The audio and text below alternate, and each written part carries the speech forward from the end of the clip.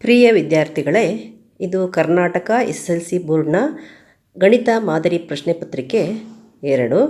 ನಾವು ಈ ಪ್ರಶ್ನೆ ಪತ್ರಿಕೆಯ 1 ಅಂಕದ ಪ್ರಶ್ನೆಗಳನ್ನು ಬಿಡಿಸೋಣ. ಮೊದಲಿಗೆ ಮಲ್ಟಿಪಲ್ ಚಾಯ್ಸ್ ಕ್ವೆಶ್ಚನ್ಸ್. ಕೆಳಗಿನ ಪ್ರಶ್ನೆಗಳಿಗೆ ಅಥವಾ ಅಪೂರ್ಣ ಹೇಳಿಕೆಗಳಿಗೆ 4 ಪರ್ಯಾಯ ಉತ್ತರಗಳನ್ನು ನೀಡಲಾಗಿದೆ. ಅವುಗಳಲ್ಲಿ ಸೂಕ್ತವಾದ ಉತ್ತರವನ್ನು ಆರಿಸಿ ಅದರ ಕ್ರಮಾಕ್ಷರದೊಡನೆ ಪೂರ್ಣ ಉತ್ತರವನ್ನು ಬರೆಯಿರಿ. ನಿಮಗೆ ಗೊತ್ತಿದೆ, ಮಲ್ಟಿಪಲ್ ಚಾಯ್ಸ್ ಕ್ವೆಶ್ಚನ್ಸಲ್ಲಿ 4 ಆಪ್ಷನ್ಸ್ ಇರುತ್ತೆ. ಅದರಲ್ಲಿ ಸರಿಯಾದ ಉತ್ತರ ಯಾವುದು ಅನ್ನೋದನ್ನು ನಾವು ಆಪ್ಷನ್ನೊಂದಿಗೆ ಬರೆಯಬೇಕಾಗತ್ತೆ. ಇಲ್ಲಿ ನಾವು ಇದಕ್ಕೆ ನಮಗೆ ವರ್ಕಿಂಗ್ನ ತೋರಿಸುವ ಅವಶ್ಯಕತೆ ಇಲ್ಲ. ನಾವು ರಫ್ ಆಗಿ ವರ್ಕ್ ಮಾಡಿ ಸರಿಯಾದ ಉತ್ತರವನ್ನು ಆಯ್ಕೆ ಮಾಡ್ಬೋದು. ಇಲ್ಲಿ ಮೊದಲನೇ ಪ್ರಶ್ನೆ, ವೃತ್ತದ ಪರಿಧಿಯ ಮೇಲಿನ ಒಂದು ಬಿಂದುವಿನಲ್ಲಿ ವೃತ್ತಕ್ಕೆ ಎಳೆಯಬಹುದಾದ ಸ್ಪರ್ಶಕಗಳ ಸಂಖ್ಯೆಯು. ವೃತ್ತದ ಒಂದು ಬಿಂದುವಿನಲ್ಲಿ, ವೃತ್ತದ ಪರಿಧಿಯ ಮೇಲಿನ ಒಂದು ಬಿಂದುವಿನಲ್ಲಿ, ವೃತ್ತದ ಮೇಲಿನ ಒಂದು ಬಿಂದು ಅಂತಂದರೆ ಇದು ಪರಿಧಿ.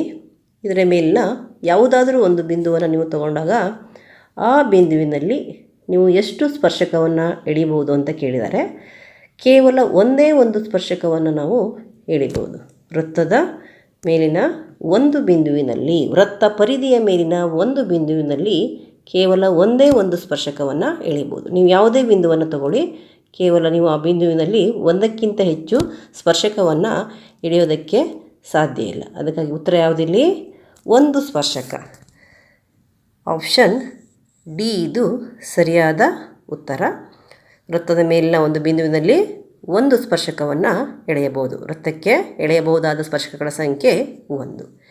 ಎರಡನೇ ಪ್ರಶ್ನೆ, ಎ ಮತ್ತು ಬಿಗಳು. ಎ ಮತ್ತು ಬಿಗಳು 2 ಧನ ಪೂರ್ಣಾಂಕಗಳಾದಾಗ ಮಸ ಎ ಬಿಯ ಮಸ ಮತ್ತು ಎ ಬಿಯ ಲಸ, HCF ಆಫ್ ಎ ಬಿ ಮತ್ತು LCM ಆಫ್ ಎ ಬಿ ಇವುಗಳಿಗಿರುವ ಸರಿಯಾದ ಸಂಬಂಧ. HL ಎ ಮತ್ತು ಬಿ ಇವುಗಳಿಗಿರುವ ಸರಿಯಾದ ಸಂಬಂಧ ನಮಗೆ ಗೊತ್ತಿದೆ. H into L is equals to A into B. ಇದನ್ನು ನೀವು ನೆನಪಲ್ಲಿ ಇಟ್ಕೋಬೇಕು. H into L is equals to A into B. ಮಸ ಮತ್ತು ಲಸಗಳ ಗುಣಲಬ್ಧವು ಕೊಟ್ಟಂತಹ 2 ಪೂರ್ಣಾಂಕಗಳ ಗುಣಲಬ್ಧಕ್ಕೆ ಸಮನಾಗಿರುವುದು. H into L is equals to A into B. ಇಲ್ಲಿ H ಅಂತಂದರೆ ಮಸ, L ಅಂತಂದರೆ ಲಸಹ. H ಆಫ್ ಎ ಬಿ ಅಂದರೆ ಮಸ A B, L of A B ಲಸ A B is equals to A into B. ಇದು ಇದಕ್ಕೆ ಹೊಂದುವಂತಹ ಉತ್ತರ. ಪ್ರಶ್ನೆ ಸಂಖ್ಯೆ 3. ಇಲ್ಲಿ a1x plus b1y plus c1 is equals to 0 ಮತ್ತು a2x plus b2y plus c2 is equals to 0 ರೇಖಾತ್ಮಕ ಸಮೀಕರಣಗಳಲ್ಲಿ a1 by a2 not equals to b1 by b2 ಇದೆ. a1 by a2 not equals to b1 by b2. a1 by a2 ಸಮವಲ್ಲ b1 by b2 ಆದಾಗ ಸಮೀಕರಣ ಹೊಂದಿರುವ ಪರಿಹಾರಗಳ ಸಂಖ್ಯೆ. ನಮಗೆ ಗೊತ್ತಿದೆ, a1 ಬೈ a2 ಸಮವಲ್ಲ b1 ಬೈ b2 ಆದಾಗ, a1 ಬೈ a2 ಸಮವಲ್ಲ b1 ಬೈ b2 ಆದಾಗ ಕೇವಲ ಒಂದೇ ಒಂದು ಪರಿಹಾರ ಇರುತ್ತೆ. ಯುನಿಕ್ ಸೊಲ್ಯೂಷನ್ ಅಂತ ಹೇಳ್ತೀವಿ ನಾವು. ಒಂದೇ ಒಂದು ಪರಿಹಾರ, ಅನನ್ಯತಾ ಪರಿಹಾರ ಇರುತ್ತೆ. ಒಂದೇ ಒಂದು ಪರಿಹಾರ ಇರುತ್ತೆ. ಆದ್ದರಿಂದ ಸರಿಯಾದ ಉತ್ತರ ಯಾವುದು? Option B 1. a1 by a2 ಸಮವಲ್ಲ b1 ಬೈ 2 ಇದ್ದಾಗ ಎಷ್ಟು ಪರಿಹಾರಗಳಿರ್ತವೆ? ಒಂದೇ ಒಂದು ಪರಿಹಾರ. ನಂತರ ಪ್ರಶ್ನೆ 4. 4ನೇ ಪ್ರಶ್ನೆಯಲ್ಲೇನಿದೆ, ಒಂದು ಸಮಾಂತರ ಶ್ರೇಣಿಯ nನೇ ಪದವು 3n-1 ಆದಾಗ 8ನೇ ಪದ. nನೇ ಪದ 3n-1 ಆದಾಗ 8ನೇ ಪದ. ಇಲ್ಲಿ ನಾವು nನೇ ಪದ ಅಂತಂದರೆ an ಅಂತ ಇಟ್ಕೋಬೇಕು. an ಇಸ್ ಈಕ್ವಲ್ಸ್ ಟು ಏನಂತ ಕೊಟ್ಟಿದ್ದಾರೆ? 3n-1. 8ನೇ ಪದ ಅಂತಂದರೆ a 8 ಅಂದರೆ n ಜಾಗದಲ್ಲಿ 8. ಇಲ್ಲೂ ಕೂಡ ನಾವು 3n ಅನ್ನೋ ಜಾಗದಲ್ಲಿ 3 ಇಂಟು 8 ಅಂತ ಹಾಕಬೇಕು. 3n ಅಂದರೆ 3 ಇಂಟು n, 3 ಗುಣಿಸು n ಅಂತ ಅರ್ಥ. 3 ಇಂಟು 8 ಆಗುತ್ತೆ. ನಂತರ ನಾವು ಈ ಮೈನಸ್ಸನ್ನು ಬರೆದು ಈ ಒಂದನ್ನು ಬರಿಬೇಕು. ಇಲ್ಲಿ 3n ಮೈನಸ್ 1 ಅಂತಂದ್ರೆ ಏನಾಯಿತು, 3 ಇಂಟು 8 ಮೈನಸ್ 1 ಆಗುತ್ತೆ. 3 8 24. ನಿಮಗೆ ಮಗ್ಗಿ ಸರಿಯಾಗಿ ಬರಬೇಕು, ಇಲ್ಲ ಅಂದರೆ ಲೆಕ್ಕವನ್ನು ಮಾಡಲಿಕ್ಕಾಗಲ್ಲ. 3 8 24, 3 8 24 ಮೈನಸ್ 1. 24ರಲ್ಲಿ 1 ಕಳೆದ್ರೆ 24 ಮೈನಸ್ 1 ಎಷ್ಟು ಬರುತ್ತೆ, 23. ಆದ್ದರಿಂದ ಸರಿಯಾದ ಉತ್ತರ ಆಪ್ಷನ್ ಸಿ. ಆಪ್ಷನ್ ಸಿ 23 ಇದು ಸರಿಯಾದ ಉತ್ತರ. ನಂತರ 5ನೇ ಪ್ರಶ್ನೆ, P of X equals X cube minus 1 ಈ ಬಹುಪದೋಕ್ತಿಯ ಗರಿಷ್ಠ ಶೂನ್ಯತೆಗಳ ಸಂಖ್ಯೆ ಎಕ್ಸ್ ಕ್ಯೂಬ್ ಮೈನಸ್ 1. ಇಲ್ಲಿ ಎಷ್ಟು ಘಾತ ಇರುತ್ತೋ, ಗರಿಷ್ಠ ಘಾತ ಎಷ್ಟಿರುತ್ತೋ ಅಷ್ಟು ಶೂನ್ಯತೆಗಳಿರ್ತವೆ. ಗರಿಷ್ಠ ಘಾತ ಇಲ್ಲಿ 3 ಇದೆ. ಗರಿಷ್ಠ ಘಾತ ಎಷ್ಟಿದೆ, 3 ಇದೆ. ಆದ್ದರಿಂದ ನಾವು ಗರಿಷ್ಠ ಶೂನ್ಯತೆಗಳ ಸಂಖ್ಯೆ ಕೂಡ 3 ಅಂತ ಹೇಳಬೇಕಾಗತ್ತೆ. ಎಷ್ಟಿದೆ ಇಲ್ಲಿ, ಘಾತ 3 ಇರೋದ್ರಿಂದ, ಗರಿಷ್ಠ ಘಾತ 3 ಇರೋದ್ರಿಂದ ಶೂನ್ಯತೆಗಳ ಸಂಖ್ಯೆ ಕೂಡ 3 ಇರುತ್ತೆ. ಆಪ್ಷನ್ ಎ 3 ಇದು ಸರಿಯಾದ ಉತ್ತರ. ಘಾತ 2 ಇದ್ದರೆ ನಾವು ಶೂನ್ಯತೆಗಳ ಸಂಖ್ಯೆ 2 ಅಂತ ಹೇಳಬೇಕು. ಗರಿಷ್ಠ ಘಾತ 4 ಇದ್ದರೆ ಶೂನ್ಯತೆಗಳ ಸಂಖ್ಯೆ 4 ಅಂತ ಹೇಳಬೇಕು. ಇಲ್ಲಿ ಗರಿಷ್ಠ ಘಾತ 3 ಇದೆ, ಆದ್ದರಿಂದ ಶೂನ್ಯತೆಗಳ ಸಂಖ್ಯೆ 3. ನಂತರ 6ನೇ ಪ್ರಶ್ನೆ, ಒಂದು ನೇರ ವೃತ್ತಪಾದ ಸಿಲಿಂಡರ್ನ ಘನಫಲ 1540 cm³ ಇದೆ. ಎತ್ತರ 10 ಸೆಂಟಿಮೀಟರ್ ಇದೆ. ಆದರೆ ಅದರ ಪಾದದ ವಿಸ್ತೀರ್ಣ. ಘನಫಲವು ಪಾದದ ವಿಸ್ತೀರ್ಣ ಮತ್ತು ಎತ್ತರ ಇವೆರಡರ ಗುಣಲಬ್ಧವಾಗಿರುವುದು. ನಾವು ಘನಫಲವನ್ನು ವಿ ಅಂತ ಇಟ್ಕೊಂಡ್ರೆ ವಿ ಈಸ್ ಈಕ್ವಲ್ಸ್ ಟು ಪಾದದ ವಿಸ್ತೀರ್ಣ ಇಂಟು ಎತ್ತರ. ಇಲ್ಲಿ ನಮಗೆ ಪಾದದ ವಿಸ್ತೀರ್ಣ ಕಂಡುಹಿಡಿಯೋದಕ್ಕೆ ಹೇಳಿರ್ತಾರೆ ಮತ್ತು ಘನಫಲವನ್ನು ಕೊಟ್ಟಿದ್ದಾರೆ ಮತ್ತು ಎತ್ತರವನ್ನು ಕೊಟ್ಟಿದ್ದಾರೆ. ಹೀಗಿದ್ದಾಗ ಏನಾಗುತ್ತೆ, B into H is equals to V. B is equals to V ಅಂದರೆ ಪಾದದ ವಿಸ್ತೀರ್ಣ is equals to V by H ಆಗುತ್ತೆ. ಅಂದರೆ ಘನಫಲವನ್ನು ಎತ್ತರದಿಂದ ಭಾಗಿಸಿದರೆ ನಮಗೆ ಪಾದದ ವಿಸ್ತೀರ್ಣ ಸಿಗುತ್ತೆ. ಘನಫಲವನ್ನು ಎತ್ತರದಿಂದ ಭಾಗಿಸಿದಾಗ ಪಾದದ ವಿಸ್ತೀರ್ಣ ಸಿಗುತ್ತೆ, ಅಥವಾ ಘನಫಲವನ್ನು ಪಾದದ ವಿಸ್ತೀರ್ಣದಿಂದ ಭಾಗಿಸಿದಾಗ ಎತ್ತರ ಸಿಗುತ್ತೆ. ಇಲ್ಲಿ ಘನಫಲ 1540 ಇದೆ. ನಮಗೆ ಎತ್ತರವನ್ನು ಕೊಟ್ಟಿದ್ದಾರೆ. ಎತ್ತರ ಎಷ್ಟಿದೆ ಇಲ್ಲಿ, ಎತ್ತರ 10 ಸೆಂಟಿಮೀಟರ್ ಇದೆ. ಅದಕ್ಕಾಗಿ ನಾವು ಘನಫಲವನ್ನು 10ರಿಂದ ಭಾಗಿಸಿದರೆ ಇಲ್ಲಿ 0 ಹೋಗುತ್ತೆ, ಉಳಿದಿರೋದು 154. ಉತ್ತರ ಇಲ್ಲಿ 154 cm². ಇಲ್ಲಿ ವಿಸ್ತೀರ್ಣವನ್ನು ನಾವು ಚದರ ಮೀಟರ್ ಅಥವಾ ಚದರ ಸೆಂಟಿಮೀಟರ್ಗಳಲ್ಲಿ ಹೇಳಬೇಕಾಗತ್ತೆ. ಇಲ್ಲಿ ಸೆಂಟಿಮೀಟರ್ ಇರೋದ್ರಿಂದ ಇದು ಚದರ ಸೆಂಟಿಮೀಟರ್ ಆಗುತ್ತೆ, cm² ಆಗುತ್ತೆ. ಅದಕ್ಕಾಗಿ ಉತ್ತರ ಇಲ್ಲಿ cm² ಇರುವಂಥದ್ದು 154 cm². ಇಲ್ಲಿ 154 ಇದೆ, ಆದರೆ ಏನಿದೆ ಇಲ್ಲಿ cm³ ಇದೆ. ಈ ಉತ್ತರ ಸರಿಯಲ್ಲ. ಸರಿಯಾದ ಉತ್ತರ ಯಾವುದು, ಆಪ್ಷನ್ ಸಿ 154 cm². ನಂತರ 7ನೇ ಪ್ರಶ್ನೆ, ವರ್ಗೀಕೃತ ದತ್ತಾಂಶಗಳ ಸರಾಸರಿಯನ್ನು ನೇರ ವಿಧಾನದಿಂದ ಕಂಡುಹಿಡಿಯುವ ಸೂತ್ರ. ವರ್ಗೀಕೃತ ದತ್ತಾಂಶಗಳ ಸರಾಸರಿಯನ್ನು ನೇರ ವಿಧಾನದಿಂದ ಕಂಡುಹಿಡಿಯುವ ಸೂತ್ರ. ಮಕ್ಕಳೇ, ನೀವು ಎಲ್ಲ ಸೂತ್ರವನ್ನು ಕಲ್ತಿಟ್ಕೋಬೇಕು. ಇದು ನೇರ ಪ್ರಶ್ನೆ. ನೀವು ಸೂತ್ರವನ್ನು ಕಲ್ತಿಟ್ಕೊಂಡು ಪ್ರಶ್ನೆಯನ್ನು ಸರಿಯಾಗಿ ಓದಿ ಅರ್ಥ ಮಾಡಿಕೊಂಡ್ರೆ ಉತ್ತರವನ್ನು ಸರಿಯಾಗಿ ಬರೀಬೋದು. ಇಲ್ಲಿ ನೇರ ವಿಧಾನದ ಸೂತ್ರ ನಿಮಗೆ ಗೊತ್ತಿದೆ. ಇಲ್ಲಿ ಉತ್ತರ ಯಾವುದಾಗತ್ತೆ, ಆಪ್ಷನ್ ಎ. ಅಂದರೆ ಸರಾಸರಿ is equals to sigma FI divided by sigma FI. ಈ ಸೂತ್ರವನ್ನು ನೀವು ಕಲ್ತಿಟ್ಕೋಬೇಕು. ಎಲ್ಲ ಸೂತ್ರವನ್ನು ನೀವು ಕಲ್ತಿಟ್ಕೋಬೇಕು. ಎಲ್ಲ ವಿಧಾನದಿಂದ ಸರಾಸರಿಯನ್ನು ಕಂಡುಹಿಡಿಯುವಂಥ ಸೂತ್ರವನ್ನು ನೀವು ಕಲ್ತಿಟ್ಕೋಬೇಕು. ಇಲ್ಲಿ ಕೇಳಿರೋದು ನೇರ ವಿಧಾನ. ನೇರ ವಿಧಾನದಿಂದ ಸರಾಸರಿಯನ್ನು ಕಂಡುಹಿಡಿಯುವಂಥ ಸೂತ್ರ ಯಾವುದು, option A sigma FI by sigma FI. ನಂತರ ಪ್ರಶ್ನೆ ಸಂಖ್ಯೆ 8. ಇಲ್ಲೇನಿದೆ, ಅಂಶದಲ್ಲಿ 1 ಮೈನಸ್ tan² 45 ಇದೆ, ಛೇದದಲ್ಲಿ 1 ಪ್ಲಸ್ tan² 45 ಇದೆ.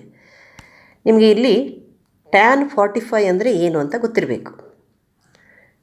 ಟ್ಯಾನ್ 45 ಬೆಲೆ ಗೊತ್ತಿಲ್ಲ ಅಂತಂದರೆ, ಟ್ಯಾನ್ 45 ಡಿಗ್ರಿ ಬೆಲೆ ಗೊತ್ತಿಲ್ಲ ಅಂತಂದರೆ ಲೆಕ್ಕ ಮಾಡಲಿಕ್ಕಾಗಲ್ಲ. Tan 45 degree is equals to 1 ಅಂದರೆ ಇಲ್ಲಿ ಅಂಶ ಏನಾಗುತ್ತೆ, 1 ಮೈನಸ್ ಟ್ಯಾನ್ ಸ್ಕ್ವೇರ್ ಅಂತಂದರೆ 1 ಮೈನಸ್ 1 ಆಗುತ್ತೆ. ಕೆಳಗಡೆ 1 ಪ್ಲಸ್ 1 ಆಗುತ್ತೆ.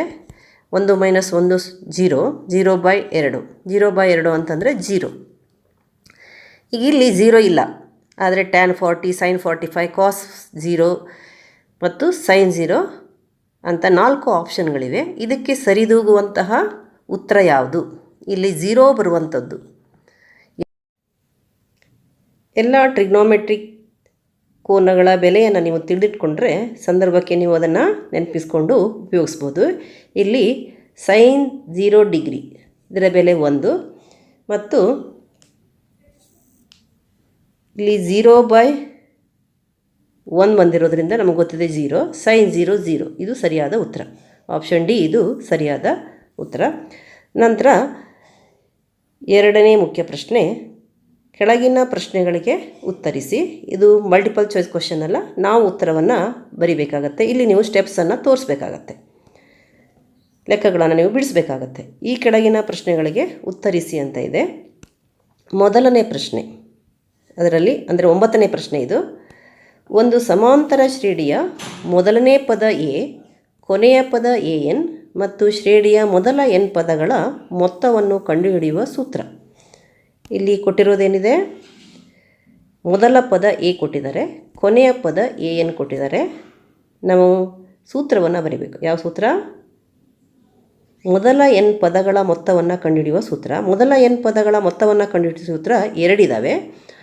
ಎ ಡಿ ಮತ್ತು ಎನ್ ಕೊಟ್ಟಾಗ, ಇನ್ನೊಂದು ಎ ಎನ್ ಮತ್ತು ಎಲ್ ಕೊಟ್ಟಾಗ. ಎಲ್ ಅಂದರೆ ಇದು ಎ ಎನ್. ಈಗ ನಮಗೆ ಕೊಟ್ಟಿರೋದು ಎ ಮತ್ತು ಎಲ್ ಕೊನೆಯ ಪದ, ಎನ್ ಜಾಗದಲ್ಲಿ ಎನ್ನನ್ನೇ ಹಾಕಬೇಕು, ಎ ಜಾಗದಲ್ಲಿ ಎ ಮತ್ತು ಎಲ್ ಜಾಗದಲ್ಲಿ ಎ ಎನ್ನನ್ನು ಹಾಕಬೇಕು. ಸೂತ್ರ ಏನಾಗುತ್ತೆ? ಮೊದಲ n ಪದಗಳ ಮೊತ್ತವನ್ನು ಕಂಡುಹಿಡಿಯುವಂಥ ಸೂತ್ರ SN = n/2 into A plus L. ಮಕ್ಕಳೇ, ನೀವು ಉತ್ತರವನ್ನು ಸರಿಯಾಗಿ ಬರೀರಿ. ಇಲ್ಲಿ ಜಾಗ ಇಲ್ಲದ ಕಾರಣ ನಾನು ಅಲ್ಲೇ ಉತ್ತರವನ್ನು ಬರೆದು ತೋರಿಸ್ತಾ ಇದ್ದೀನಿ. ನೀವು ನೀಟಾಗಿ ಉತ್ತರವನ್ನು ಮಾತ್ರ ಬರೀರಿ, ಪ್ರಶ್ನೆ ಬರೆಯುವಂಥ ಅವಶ್ಯಕತೆ ಇಲ್ಲ. ಅದಕ್ಕಾಗಿ ಉತ್ತರ ಏನಿಲ್ಲಿ? SN = n/2 into A plus L ಇದೆ. ಎಲ್ ಜಾಗದಲ್ಲಿ ಎಲ್ ಬರೆಯುವಂಥ ಅವಶ್ಯಕತೆ ಇಲ್ಲ. ನೀವು ಎನ್ ಜಾಗದಲ್ಲಿ ಏನು ಬರಿಬೇಕು? AN ಬರಿಬೇಕು. ಎಲ್ಲಿ ಬರೆದ್ರೂ ನಡೆಯುತ್ತೆ, ಯಾಕಂದರೆ ಕೊನೆಯ ಪದ ಅಂತ ಒಂದು ಶಬ್ದವನ್ನು ಹಾಕಿದ್ದಾರೆ. ಆದರೆ ಇಲ್ಲಿ ಕೊನೆಯ ಪದವನ್ನು ಏನ್ ಅಂತ ಸೂಚಿಸೋದ್ರಿಂದ ನೀವು ಏನ್ ಬರೆಯೋದೇ ಸರಿಯಾದ ಉತ್ತರ ಆಗುತ್ತೆ. ನಂತರ 10ನೇ ಪ್ರಶ್ನೆ, AX1Y1 BX2Y2 ಬಿಂದುಗಳನ್ನು ಸೇರಿಸುವ ರೇಖಾಖಂಡದ ಮಧ್ಯ ಬಿಂದುವಿನ ನಿರ್ದೇಶಾಂಕಗಳು.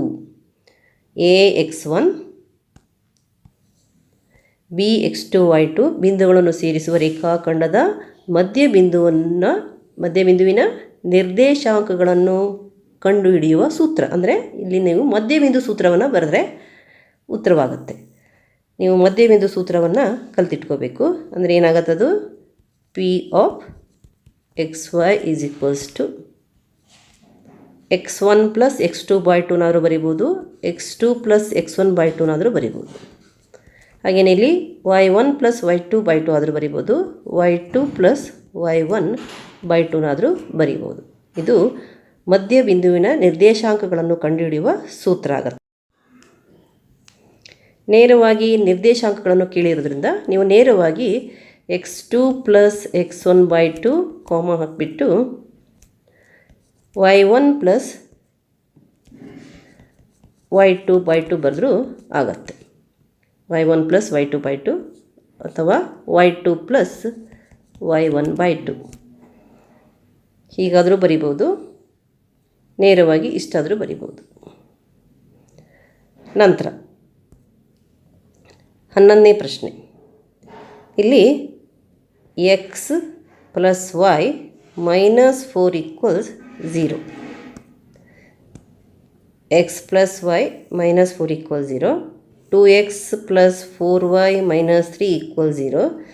ಈ ರೇಖಾತ್ಮಕ ಸಮೀಕರಣಗಳು ಯಾವುದೇ ಪರಿಹಾರವನ್ನು ಹೊಂದಿರುವುದಿಲ್ಲ. ಯಾವುದೇ ಪರಿಹಾರವನ್ನು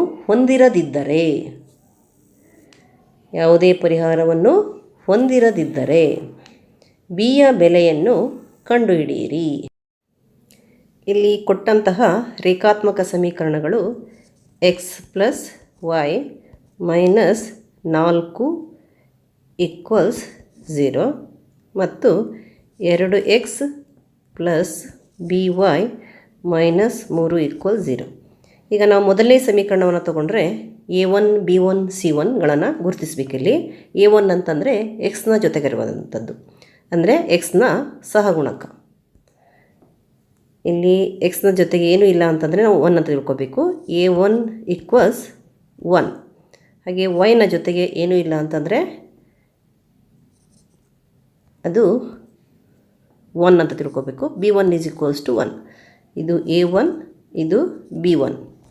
ಹಾಗೆ ಇದು c1 = -4. ಮತ್ತು ಈ ಸಮೀಕರಣದಲ್ಲಿ a1 ಏನು, ಇದು a2 = 2. ಇಲ್ಲಿ b2 ಜಾಗದಲ್ಲಿ b ಇದೆ. b2 = b ಮತ್ತು c2 = -3. ಇಲ್ಲಿ ಯಾವುದೇ ಪರಿಹಾರವಿಲ್ಲ ಅಂತಂದರೆ ಇರುವಂತಹ ಸಂಬಂಧ ನಾವು a1/a2 = b1/b2 ≠ c1/c2. ಇಲ್ಲಿ a1 ಜಾಗದಲ್ಲಿ 1 ಬರೆಯೋಣ, a2 ಜಾಗದಲ್ಲಿ 2 ಬರೆಯೋಣ, 1/2 ಆಯಿತು. b1 ಜಾಗದಲ್ಲಿ 1 ಬರೆಯೋಣ, b2 ಜಾಗದಲ್ಲಿ b ಬರೆಯೋಣ. ಈಗ ನಾವು ನೇರವಾಗಿ b ಯ ಬೆಲೆಯನ್ನು ಇಲ್ಲಿ ಗುರುತಿಸ್ಬೋದು. b = 2 ಆಗುತ್ತೆ, ಯಾಕಂದರೆ ಇಲ್ಲಿ ಅಂಶಗಳು ಒಂದೇ ಇದ್ದಾಗ ಛೇದಗಳು ಸಮನಾಗಿರ್ತವೆ. 1/2 = 1/b ಇದೆ. ಎರಡರಲ್ಲಿಯೂ ಅಂಶ ಒಂದೇ ಇದೆ, 1 ಇದೆ. ಛೇದಗಳು ಕೂಡ ಸಮನಾಗಬೇಕು. ಅದಕ್ಕಾಗಿ ನೇರವಾಗಿ ನಾವು b = 2 ಅಂತ ಬರಿಬೋದು. ನಂತರ 11ನೇ ಪ್ರಶ್ನೆ. 12ನೇ ಪ್ರಶ್ನೆ 24 ಮೀಟರ್ ಮತ್ತು 36 ಮೀಟರ್ ಉದ್ದವಿರುವ ಸಲಾಕೆಗಳನ್ನು ಪೂರ್ಣವಾಗಿ ಅಳೆಯಬಹುದಾದ ಸಲಾಕೆಯ ಗರಿಷ್ಠ ಉದ್ದವನ್ನು ಕಂಡುಹಿಡಿಯಿರಿ. ಅಂದರೆ ಅರ್ಥ ಇಲ್ಲಿ 24 ಮತ್ತು 36ನ್ನು ಪೂರ್ಣವಾಗಿ ಭಾಗಿಸುವಂತಹ ಸಂಖ್ಯೆ ಅಂತ ಅರ್ಥ. ಇಂಡೈರೆಕ್ಟಾಗಿ ಪ್ರಶ್ನೆ ಏನು ಅರ್ಥ ಕೊಡುತ್ತೆ, 24 ಮತ್ತು 36ನ್ನು ಪೂರ್ಣವಾಗಿ ಭಾಗಿಸುವ ಗರಿಷ್ಠ ಸಂಖ್ಯೆ ಅಂದರೆ ಮೊಸಾವ. ನಾವಿಲ್ಲಿ 24 ಮತ್ತು 36ರ ಮೊಸಾವನ್ನು ಕಂಡುಹಿಡಿದ್ರೆ ನಮಗೆ ಈ 24 ಮೀಟರ್ ಮತ್ತು 36 ಮೀಟರ್ ಉದ್ದವಿರುವ ಸಲಾಕೆಗಳನ್ನು ಪೂರ್ಣವಾಗಿ ಅಳೆಯಬಹುದಾದ ಸಲಾಕೆಯ ಗರಿಷ್ಠ ಉದ್ದ ನಮಗೆ ಸಿಗ್ತಾ ಇದೆ. ಅದಕ್ಕಾಗಿ ನಾವು 24, 36ರ ಮೊಸಾವನ್ನು ಕಂಡುಹಿಡಬೇಕು. ಈಗ ನಾವು 24 ಮತ್ತು 36ರ ಮೊಸಾವನ್ನು ಕಂಡುಹಿಡಿಯೋಣ. ಇದಕ್ಕೆ ನಾವು ಅವಿಭಾಜ್ಯ ಅಪವರ್ತನಗಳನ್ನು ಕಂಡುಹಿಡಬೇಕಾಗಿದೆ. ಮೊದಲು 24ಅನ್ನು ಬರ್ಕೊಳ್ಳೋಣ. 24 ಮೊದಲ ಅವಿಭಾಜ್ಯ ಅಪವರ್ತನ 2. 2ರಿಂದ 24 ಭಾಗವಾಗುತ್ತೆ. 2 1 2 2 ಅಂದರೆ 2 12 24. ನಂತರ ಮತ್ತೆ ಪುನಃ ಈ 12 2ರಿಂದ ಭಾಗವಾಗುತ್ತೆ. 2 12 2 6. ನಂತರ 6 2ರಿಂದ ಭಾಗವಾಗುತ್ತೆ. 2 3. ನಂತರ 3 1. ಆದ್ದರಿಂದ 24 = 2^3 × 3. ಇಲ್ಲಿ 2 3 ಸಲ ಬಂದಿದೆ. ಅದಕ್ಕಾಗಿ ನಾವು 2^3 ತಗೋಬೇಕು.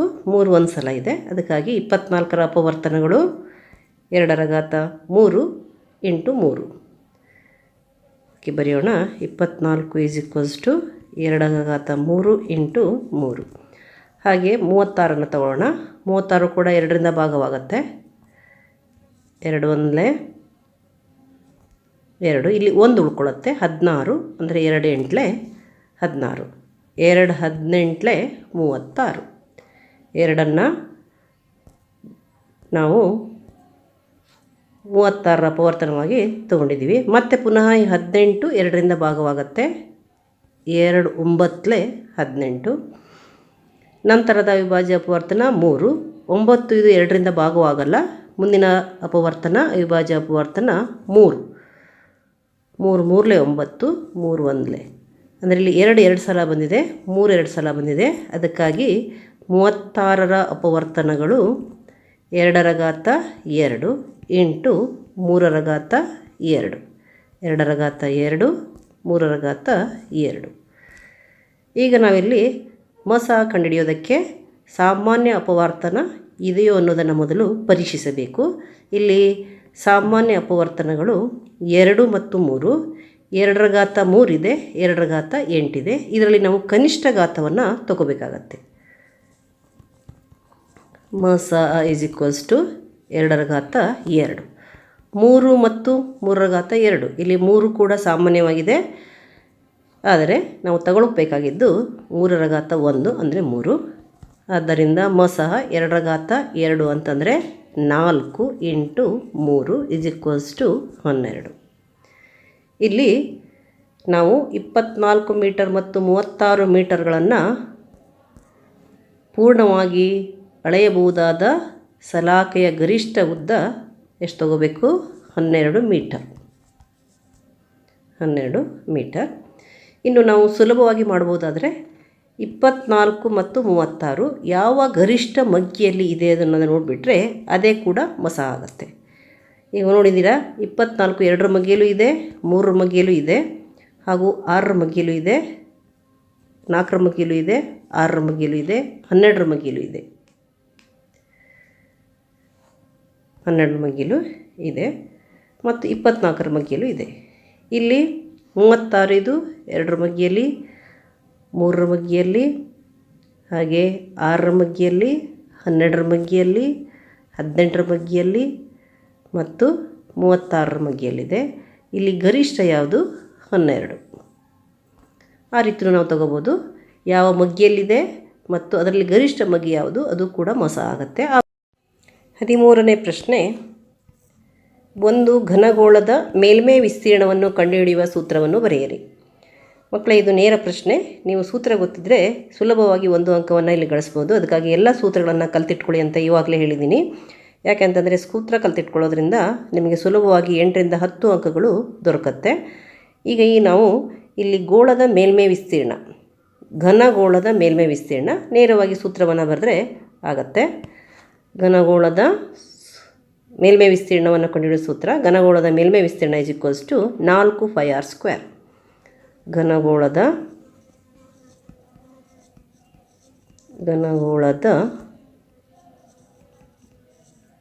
ಮೇಲ್ಮೈ ವಿಸ್ತೀರ್ಣ ಈಕ್ವಲ್ಸ್ 4 πr². ಇದು ನೇರ ಪ್ರಶ್ನೆ. ನೀವು ಸುಲಭವಾಗಿ ಸೂತ್ರವನ್ನು ಬರೆದುಬಿಟ್ರೆ ನಿಮಗೆ ಮಾರ್ಕ್ಸ್ ಸಿಗುತ್ತೆ. ಅದಕ್ಕಾಗಿ ಎಲ್ಲ ಸೂತ್ರವನ್ನು ಪರ್ಫೆಕ್ಟ್ ಮಾಡಿಟ್ಕೊಳ್ಳಿ. ನಂತರ ಮುಂದಿನ ಪ್ರಶ್ನೆ 14ನೇ ಪ್ರಶ್ನೆ, P of X equals x² + 7x + k.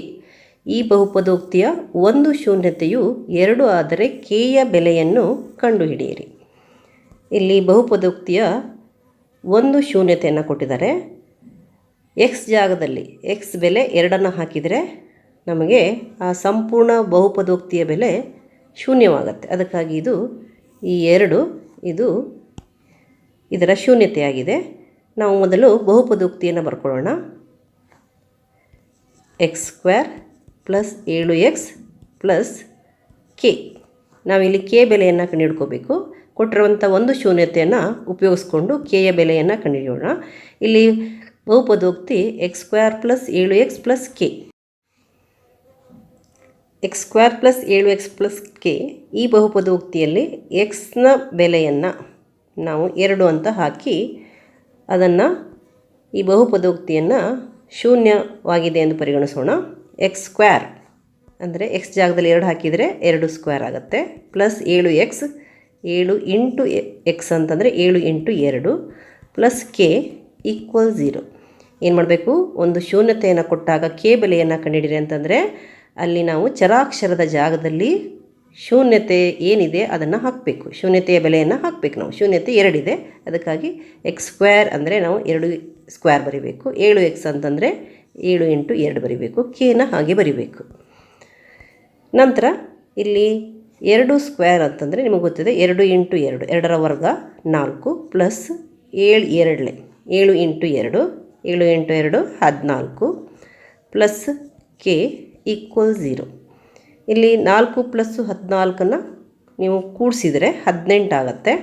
18 plus K equals 0. ಇಲ್ಲಿ ಕೆ ಬೆಲೆಯನ್ನು ಕಂಡುಹಿಡಿಯೋದು ಹೇಗೆ? ಇವಾಗ ಈ 18ನ್ನು ಬಲಭಾಗಕ್ಕೆ ವರ್ಗಾಯಿಸಬೇಕು. ಅದೇನಾಯಿತು? K equals 0 minus 18. ಆದ್ದರಿಂದ ಕೆ ಈಕ್ವಲ್ಸ್ 0 ಮೈನಸ್ 18 ಅಂತ ಹೇಳಿದರೆ ಮೈನಸ್ 18. ಕೆನ ಬೆಲೆ ಎಷ್ಟಾಯಿತು? K is equals to minus 18.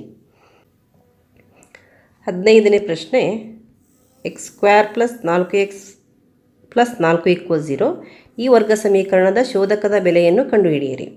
ಇಲ್ಲಿ ಕೊಟ್ಟಿರುವಂತಹ ವರ್ಗ ಸಮೀಕರಣ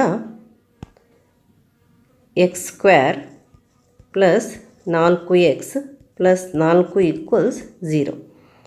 ಇಲ್ಲಿ ನಾವು ಏನು ಕಂಡುಹಿಡಬೇಕು? ಶೋಧಕದ ಬೆಲೆ. ಶೋಧಕದ ಬೆಲೆ ಅಂತ ಹೇಳಿದರೆ ಬಿ ಸ್ಕ್ವೇರ್ ಮೈನಸ್ 4ac ಬೆಲೆ, ಬಿ ಸ್ಕ್ವೇರ್ ಮೈನಸ್ 4ac ಬೆಲೆ. ಬಿ ಸ್ಕ್ವೇರ್ ಮೈನಸ್ 4ac ಕಂಡುಹಿಡಿಯೋಕ್ಕಿಂತ ಮೊದಲು ಈ ಸಮೀಕರಣದಲ್ಲಿ ನಾವು ಎನ ಬೆಲೆ, ಬಿನ ಬೆಲೆ, ಸಿನ ಬೆಲೆ. ಎ ಅಂತ ಹೇಳಿದರೆ ಎಕ್ಸ್ ಸ್ಕ್ವೇರ್ನ ಸಹಗುಣಕ, ಬಿ ಅಂತಂದರೆ ಎಕ್ಸ್ನ ಸಹಗುಣಕ, ಹಾಗೆ ಸಿ ಇದು ಸ್ಥಿರಾಂಕ. ಆ ಬೆಲೆಗಳನ್ನು ಮೊದಲು ನಾವು ಬರ್ಕೋಬೇಕು.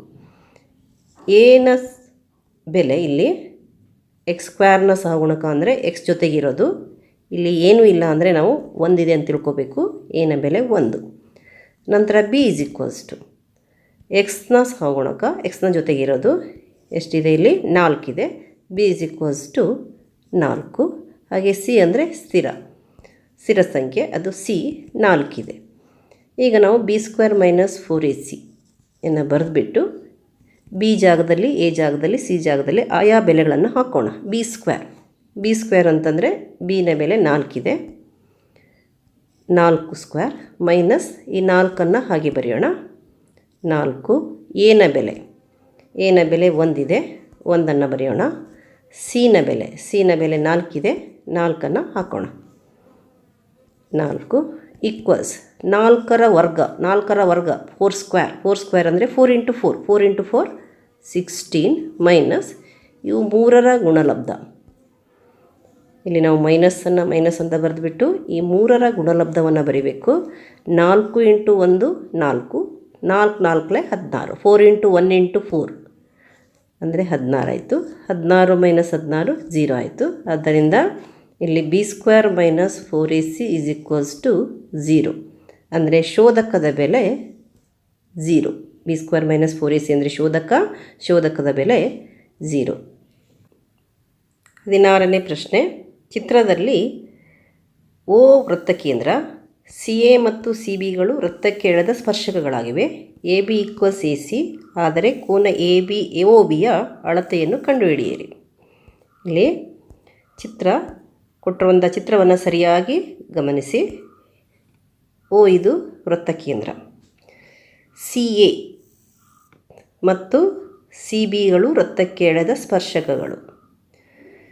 A B equals A C, A B is equals to A C. ಇಲ್ಲಿ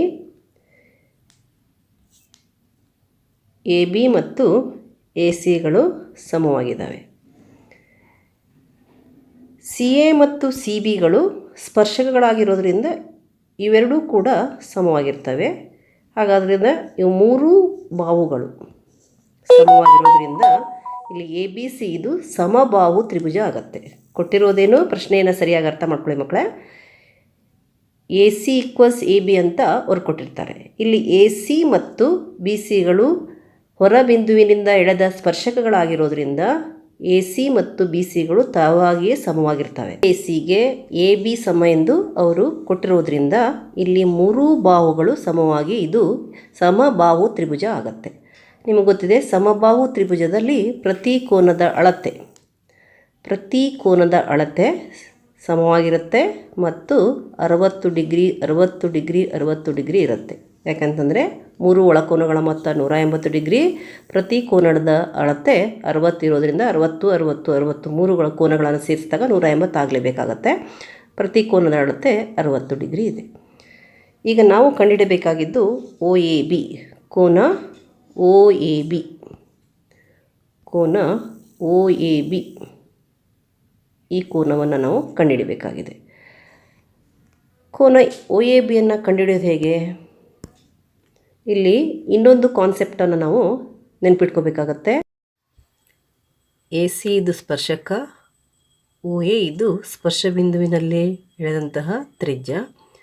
ಸ್ಪರ್ಶ ಬಿಂದುವಿನಲ್ಲಿ ಎಳೆದ ತ್ರಿಜ್ಯವು ಸ್ಪರ್ಶಕಕ್ಕೆ ಲಂಬವಾಗಿರುವುದು. ಆದ್ದರಿಂದ ಕೋನ ಒ ಎ ಸಿ, ಕೋನ ಒ ಎ ಸಿ ಇದು 90 ಡಿಗ್ರಿ. ಹಾಗೆ ಕೋನ ಸಿ ಎ ಬಿ, ಕೋನ ಸಿ ಎ ಬಿ